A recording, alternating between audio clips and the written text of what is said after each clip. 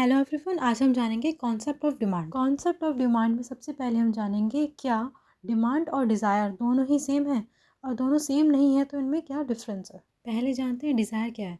आप एक स्टूडेंट हैं, आप चाहते हैं कि आपके पास एक आईफोन हो, लेकिन उस आईफोन को खरीदने के लिए आपके पास पैसे नहीं हैं।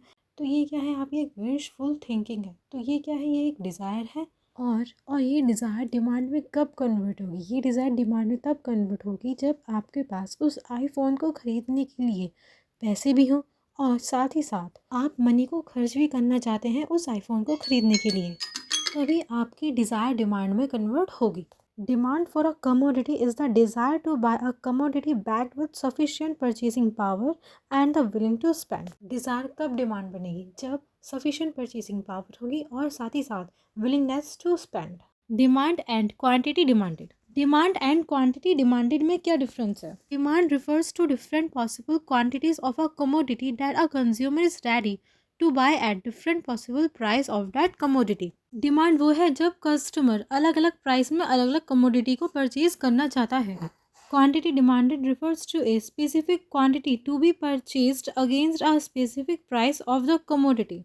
जबकि क्वांटिटी डिमांडेड वो है जब कस्टमर एक स्पेसिफिक क्वांटिटी परचेज करता है कमोडिटी का स्पेसिफिक प्राइस होने पर। एग्जाम्पल के थ्रू अब हम इसे और अच्छी तरह से समझते हैं। अगर बर्गर का प्राइस 50 है तो मैं कंज्यूम करती हूँ 1 बर्गर। अगर वहीं बर्गर का प्राइस 30 हो जाता है तो मैं कंज्यूम करती हूँ 2 बर्गर। इसे हम कहते हैं डिमांड। अलग अलग प्राइस होने में अलग अलग क्वांटिटी हम डिमांड कर रहे हैं। अगर मैं इनमें से एक स्पेसिफिक क्वांटिटी को चूज़ करती हूँ, जैसे मैंने कहा अगर बर्गर का प्राइस 30 होगा तभी मैं 2 बर्गर कंज्यूम करूँगी, ये कहलाएगा क्वांटिटी डिमांडेड। नेक्स्ट है डिमांड शेड्यूल। डिमांड शेड्यूल क्या है? According to Samuelson the table relating to price and quantity demanded is called the demand schedule. Demand schedule एक टेबल है जो शो करती है प्राइस एंड क्वांटिटी डिमांडेड के बीच में रिलेशनशिप। डिमांड शेड्यूल में दो चीज़ें इंक्लूड होती हैं, individual demand schedule and market demand schedule. ने जैसे पहले भी पढ़ा था, जहाँ बात इंडिविजुअल की आती है मतलब यहाँ पर बात हो रही है सिंगल बायर की, और जहाँ बात मार्केट की आती है वहाँ बात हो रही है ऑल बायर्स, मार्केट में जितने भी बायर्स हैं सभी की। Individual demand schedule. Individual demand schedule एक टेबल है जो शो करती है different quantities of a commodity that one particular buyer consumer in the market is ready to buy at different possible price of the commodity at a point of time। जैसे कि इस table में show हो रहा है, जैसे जैसे price बढ़ रहा है वैसे वैसे डिमांड कम हो रही है। ये क्या शो करता है? Inverse relationship between price and quantity. Market demand schedule show करता है किस तरह से प्राइस के चेंज होने पे अलग अलग कंज्यूमर अलग अलग क्वांटिटी डिमांडेड करते हैं। इस टेबल में हमने consumer A plus consumer B दोनों की क्वांटिटी को प्लस करके मार्केट डिमांड निकाली है। Demand curve and it's slope. अभी हमने डिमांड शेड्यूल पढ़ा था। डिमांड शेड्यूल शेड्यूल क्या है? एक टेबल है, और डिमांड कर्व उस टेबल का ग्राफिकल रिप्रेजेंटेशन है। तो डिमांड कर्व क्या है? Graphical presentation of demand schedule. Demand schedule की तरह डिमांड कर्व में भी दो चीज़ें इंक्लूड होती हैं, individual demand curve and market demand curve. Individual demand curve. Individual demand curve एक कर्व है जो शो करता है किस तरह से एक सिंगल बायर अलग अलग प्राइस होने पर अलग अलग क्वांटिटी परचेज करता है। हमने इससे पहले इंडिविजुअल डिमांड शेड्यूल में एक हमने टेबल देखी थी, जिसमें हमने देखा था जैसे जैसे प्राइस बढ़ रहा है वैसे वैसे डिमांड क्या हो रही है?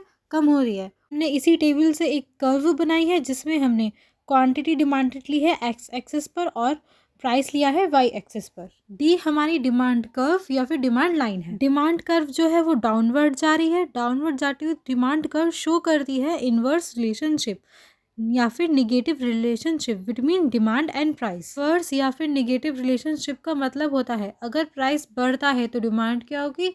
कम होगी, और अगर प्राइस कम होता है तो डिमांड क्या होगी? बढ़ेगी। इसे हम बोलते हैं इनवर्स या फिर negative relationship between price and demand. हमें हमेशा एक बात ध्यान रखनी चाहिए कि डिमांड कर्व क्या होगी?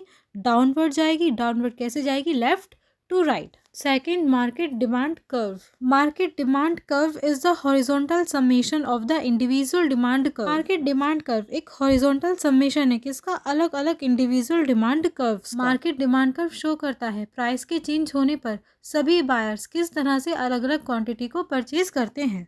जिस तरह से हमने मार्केट डिमांड शेड्यूल में देखा था, हमने कंज्यूमर ए और कंज्यूमर बी दोनों की डिमांड को प्लस करके मार्केट डिमांड निकाली है। उसी तरह हम इसमें कंज्यूमर ए की डिमांड कर्व और कंज्यूमर बी की डिमांड कर्व को दोनों को ऐड करके हम मार्केट डिमांड कर्व बनाते हैं। अब है हमारा स्लोप ऑफ डिमांड कर्व। हमने इतना तो जान लिया, डिमांड कर्व डाउनवर्ड जाता है लेफ्ट टू राइट। क्यों जाता है? क्योंकि वो इंडिकेट करता है निगेटिव या फिर inverse relationship between price and quantity demanded. Slope of demand curve estimated होता है minus delta P upon delta Q. Delta P and delta Q show करता है ratio between change in price corresponding to a unit change in quantity demanded. Delta का मतलब होता है कि कितना चेंज आया है। यहाँ पर नेगेटिव साइन शो कर रहा है inverse relationship between price and demand. मतलब जब प्राइस बढ़ेगा तो डिमांड घटेगी और जब प्राइस घटेगा तो डिमांड बढ़ेगी। यहाँ पर डेल्टा पी इक्वल है ए बी के और डेल्टा क्यू इक्वल है बी सी के। जब भी आपसे पूछा जाएगा slope of a demand curve, तब आप इसका आंसर देंगे minus delta P upon delta Q. और ये सभी पॉइंट पे कांस्टेंट रहेगा। ये सभी पॉइंट पे कांस्टेंट इसलिए रहेगा क्योंकि डिमांड कर्व डी डी क्या है? एक straight line. Thank you for watching. अब हम मिलते हैं नेक्स्ट वीडियो में, जो होगी हमारी डिमांड फंक्शन और डिटर्मिनेंट्स ऑफ डिमांड।